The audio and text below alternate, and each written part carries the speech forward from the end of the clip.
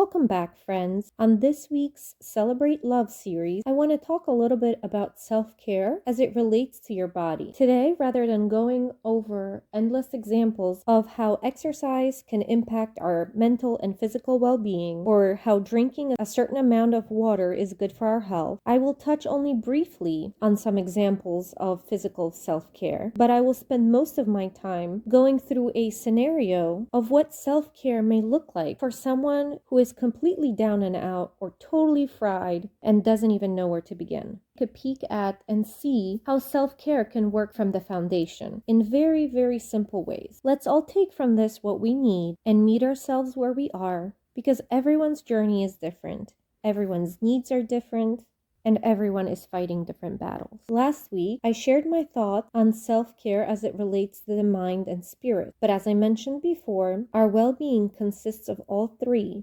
mind, body, and spirit. When one is out of whack, everything is off kilter. So physical self-care ties in with our mental and emotional well-being to support us as a whole. Now, when you think about caring for your body, I think most people will have a pretty good idea of what that entails. But let me go over a few examples. It could be good sleep, enough sleep, quality sleep, exercise, hydration, eating balanced meals. It could be personal hygiene or rest. It could be seeking medical care, finally scheduling that checkup so we can prevent or deal with any illness. It could be reducing or stopping the use of harmful substances, but it could also be putting on sunscreen. There are a plethora of things that we can do to lovingly care for our body. But let's say you are someone for whom the concept of self-care seems like a luxury. Maybe someone who feels like they're just surviving, just trying to get through the day for whatever reason. Maybe your life or job is very stressful and you feel totally burnt out. Maybe you feel low or nothing at all. I've been there before. And many of the things I'll go through are steps I've had to take myself at one point of my life or another. All right, so let's assume you're that person hearing about self-care, feeling overwhelmed, and not knowing where to start. First, and I'm so happy you're here. I know it may not feel like it right now, but you've got this. One day you'll look back and be so thankful you took some steps to move forward. First thing I would do is get up off the couch, off the bed, and go wash your face. Don't just splash some water, but lather in some cleanser or soap and spend a few minutes just refreshing your face. Next, I would go and sit outside and take a bottle of water with you. If all you're able to do is open your window and sit there in the breeze, or go outside and sit on your stoop, or go out into the backyard and hang out there, that's fine. But if you can, if you have the ability to, or maybe you will be able to tomorrow, go for a walk in nature. And I don't mean this to be an exercise walk, just a nice stroll. And feel free to take as many breaks as you can. Sit, close your eyes, feel the sun and wind on your face. Bonus points if you can go sit on the ground, maybe under a tree, and feel the grass with your hands, the bark on the tree trunk. Observe any critters going about their day. Maybe crumple up a leaf or some grass blades and inhale that smell. Listen for birds or the wind in the tree branches. If you have that bottle of water with you, take a sip or two. Let it roll around on your tongue. Taste it. Maybe after you swallow, you can smack your lips and go, ah, as if you're in a commercial for the most refreshing beverage. Try that a few times. They're paying you millions, so make it sound good. And it's okay if you're not outdoorsy. Just try it. Come on, give me all your excuses and I'll give you solutions. You can do it. Enjoy your time outside. Keep sipping on that water. Maybe try to finish the bottle in a day. When you get back, if you're up for it, clean one little area where you spend most of your time, whether that's your desk, the couch and coffee table, your bed. Just a quick 5-10 minutes to throw out some trash and put things back in their place. If you're spending so much time there, might as well make your environment feel good. Now, if you typically spend a lot of time on social media or the internet to entertain or distract yourself, today, watch or listen to some motivational or inspirational people. Allow the positive seeds to be planted.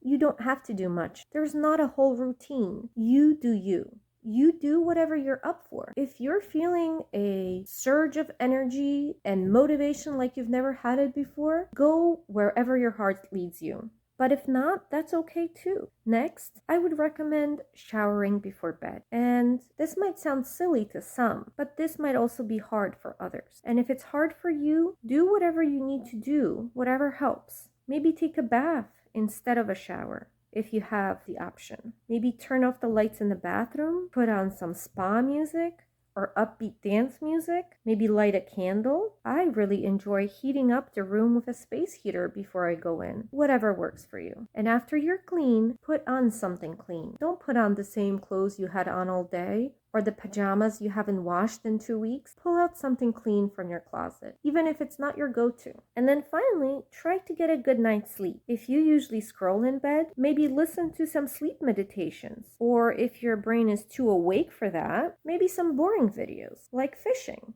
It sort of occupies your brain, but not enough to stimulate it. But be warned, this is how fishing became my hobby. So I had to switch to watching people go on canoeing trips in Canada or do building projects. Wait, is this why I got an inflatable boat? Note to self, start watching people become billionaires. But guys, don't force stuff. Don't get upset if it doesn't go as you pictured. You get to try again tomorrow. You didn't get to where you are in one day, so give yourself the grace to take time to get out and start living your best life. Now, if you're still with me, and if you're ready to level up tomorrow, how about making an appointment for a checkup with your doctor? If it's been more than a year since you've seen them, or if you've not discussed being down and out with him or her before, there is help out there. Not everyone has access to medical care. Many people lack health insurance or the financial means, and that's a terrible situation to be in. But there may be services available that you can look into. But if you're one of those people that does have health insurance and is able to go to the doctor, I urge you even more to take advantage.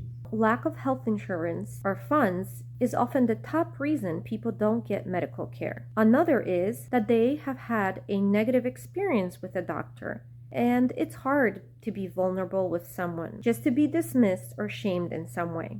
But you have to take back the power. They work for you. If need be, call them out on any inappropriate behavior. You can do it politely but firmly. Change doctors as many times as needed, or bring along someone to help you advocate for yourself. And lastly, some people just don't have it in them to make the appointment, or to find the services or doctor, or to figure out their health insurance coverage. There is no shame in opening up to a friend or family member and asking for help. And if it doesn't work out with that person, ask the next person on your list. Don't give up. As a side note, once you do get in to see the doctor, it's important to be honest about what's going on physically and mentally, and later, what of your doctor's advice you can and can't do. Remember, in this relationship, you are working together to achieve the best outcome for you. The doctor is an expert advising you, but you get to make all of the decisions about your health. Don't give up. Take care of yourself.